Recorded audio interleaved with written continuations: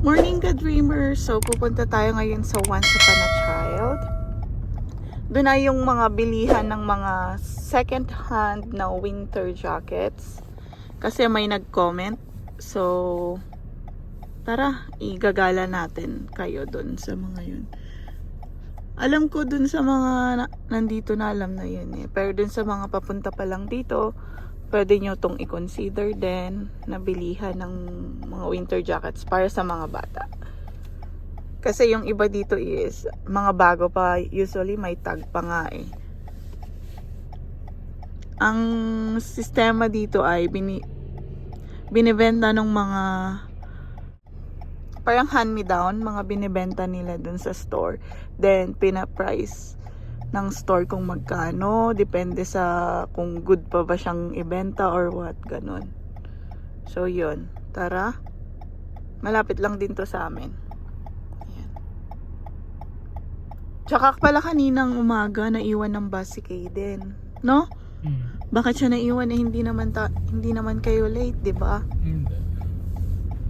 So yung experience na yon, bale nandun na sila Kaden, tatawid na lang, di ba?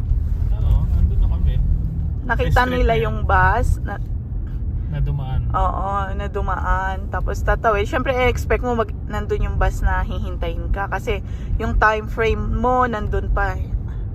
What time kayo dumating doon? 8:18 hanggang 8:20 kasi yun din. O, then, Halos kararating lang din niya doon sa pwestong yun. oo.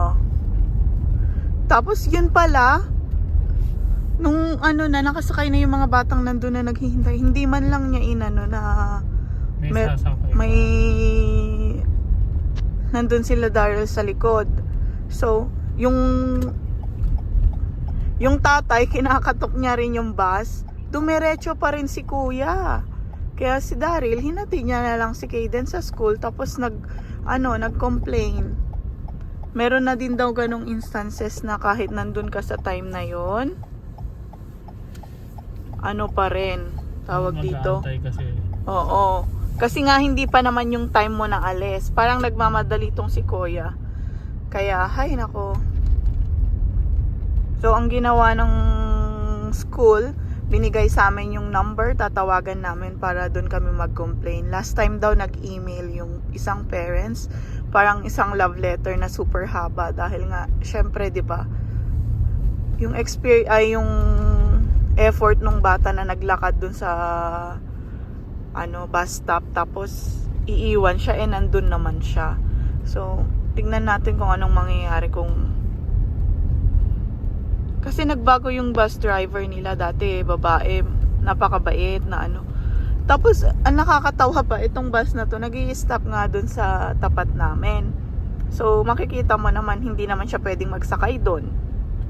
Then nung nagpunta na sila, ayaw naman nilang maghintay ng matagal kasi nga minus 25 ngayon yung temp, diba?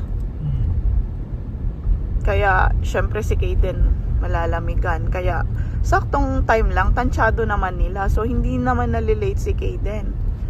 Tapos ang nakakainis lang din, nandun ka na tapos iiwan ka, parang hello, kumatok pa yung isang tatay kasi nga para mag-stop ka, never siyang nag-stop, guys. Yun yung nakakainis. Kumatok din ako, wala din. Oh.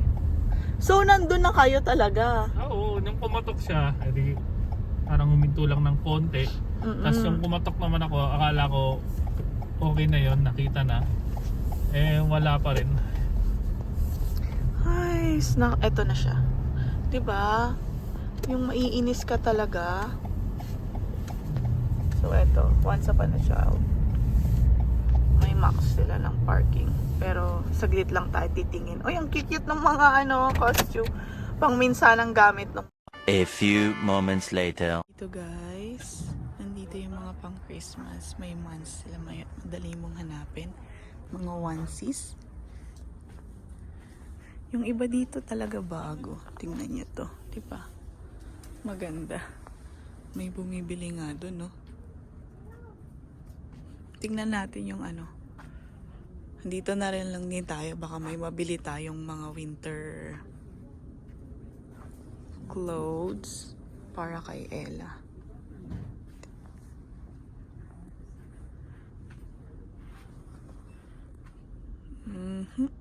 Ang malaki na pala to.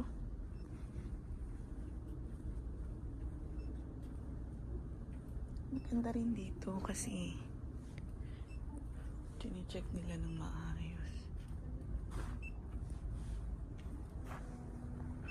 Ay, parang naubos na. Mga ganito na lang siya.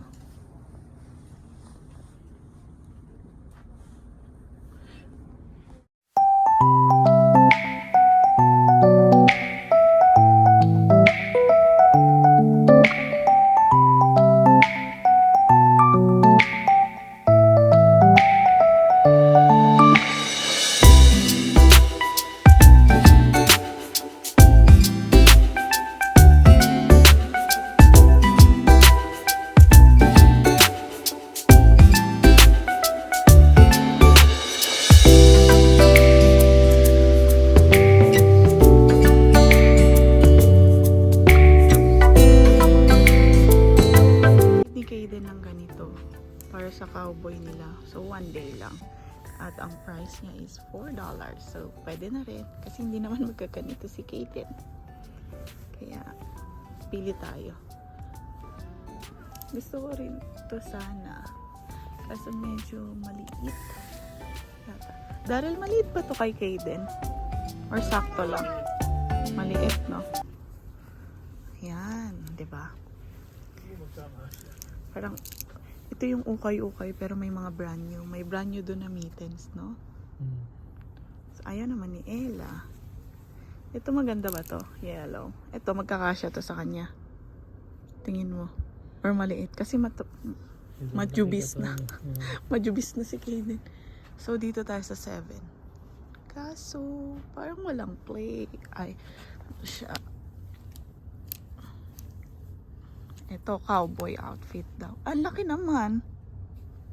Daryl. Kailangan kasama siya para siya. So, isama na lang natin siya. Oo. Okay. Boots. Meron din dito, guys. Ang dami. So, try nyong i-consider to. Good deal na siya. Tingnan nyo. Oo. Sa susunod sa thrift store naman tayo magpunta, di ba? Ito, may mga ganito. Ito, hindi pa nila masyadong nagamit, oh. No? Di ba? 6 to 9 months. Wala bang pants para kay Ella? Doon tayo, punta tayo. Yun, naubos lahat ng jacket nila dito. Oh? Feeling ko nahanap na naman. Ganito lang, parang ito na lang natitira. So, dalhin natin dito si Kaden, yung isang araw lang nila yun eh, no? Yan lang, guys. Ganito yung makikita nyo dito. Madami. Tsaka yun sa mittens para kay Kaden, no? Oh, ito oh. 40 off pa sila. Kasi Western. Ito yun. Western Canadian Aggravation. Ito yung need ni Kaden. So, ayun guys. Ito. $3.60 para dito sa flat. Yan. Yan, pupunta naman tayo dun sa... Saan tayo pupunta? Kakain. Kakagising lang namin kanina. So, dyan muna tayo sa A&W. May promo may nakita kaming coupon doon. So, tara! Coupon! Para makatipid.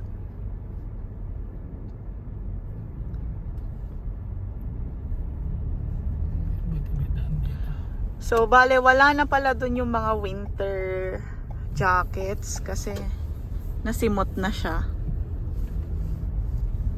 Pero kung may mga pang costume kayo na katulad nito, pwede doon. One time lang nilang susuotin. Compared naman kung bibili ka dun sa store, magkano din, di ba? Ito yung usong-usong sinusuot dito pag Christmas din eh.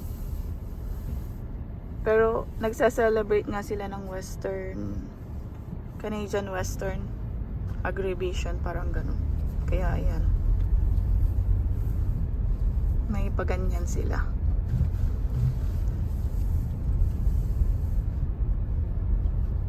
Sip your chai, you got nothing to hide. Yeah, your future's so bright. So smile. So ayan, maaraw ngayon pero malamig. Ito, naghihintay kami ng order.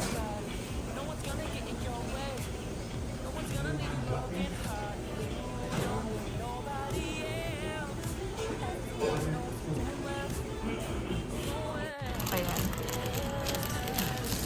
Burger. Ay, hindi ko na naipakita yung ano.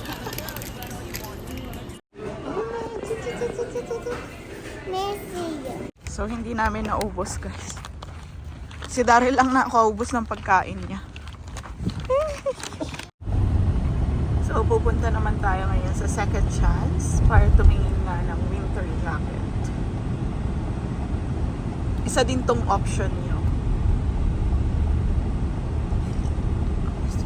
Oh my God! Dumigay pa. Excuse me po.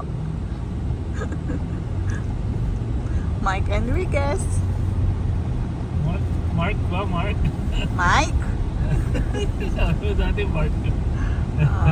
Ito ay sa likod lang ng Canadian Tire dito sa North. Kaya malapit lang siya kung gusto nyong daanan. Naka-sale din sila. So, yes. Ito lang yung mga kung saan kayo makakatipid, diba? Why not?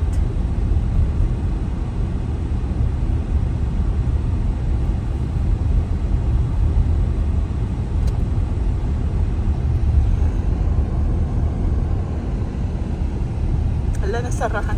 Taas ng yelo. Daming naka-ano na. Oh, park, no? Ay, private parking naman yan. Dito, sana mahanap. May makita tayo.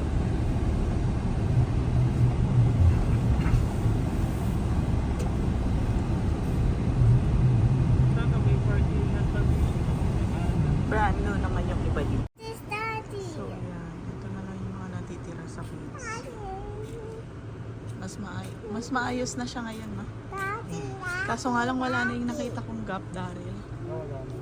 Hindi ko sure, pero mamaya tingnan natin. Wala na nga rin winter dito. Or try nating umikot. Gusto ko nga yan. Kaso, di ba? Dalawa na siya t-shirt sa kan. Oo, pang lalaki. So, yun. So, yan. Wala na yung mga good deals. Siguro nabili na. Ito maganda rin to. Parang dupe siya ng ano, Lululemon. Diba? Oh, see? Maganda siya. Tignan natin. Yan. Ito, $17.99 lang siya. Kaya, try nyo nang pumunta dito. May mga kaldero pa, oh. Ito gamit sa pang baking. Yan. Ito, $195 ang isa. Hi. Cute. Ay, nandun yung winter jacket. One eternity later. So, ayun guys, pauwi na tayo. Bale, regarding pala dun sa bus driver ni Kaden, kinausap na lang siya ni Daryl, tinanong kung anong nangyari, which is nag-explain naman yung driver na sabi hindi niya daw napansin.